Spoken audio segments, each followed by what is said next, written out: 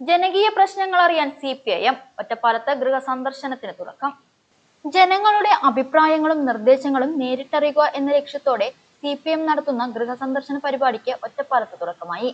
മണ്ഡലം MLA advocate K പ്രേംകുമാറിന്റെ നേതൃത്വത്തിലാണ് party പ്രവർത്തകർ വീടുകളിൽ സന്ദർശനം നടത്തുന്നത്.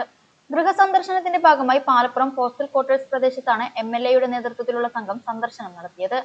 സർക്കാരിന്റെ പ്രവർത്തനങ്ങളെക്കുറിച്ചുള്ള ജനങ്ങളുടെ വിലയിരുത്തലുകൾ ശേഖരിക്കാനും പ്രാദേശികമായ പരാതികളും നിർദ്ദേശങ്ങളും കേൾക്കുവാനുമാണ് ഈ സന്ദർശനം കൊണ്ട് ലക്ഷ്യമിടുന്നത്. ഓരോ വീട്ടിലും നേരിട്ടെത്തി കുടുംബാംഗങ്ങളുമായി MLAയും പ്രവർത്തകരും സംവദിച്ചു. പരിപാടിയിൽ ജനപ്രതിനിധികളും പാർട്ടി ഭാരവാഹികളും സജീവമായി പങ്കെടുത്തു.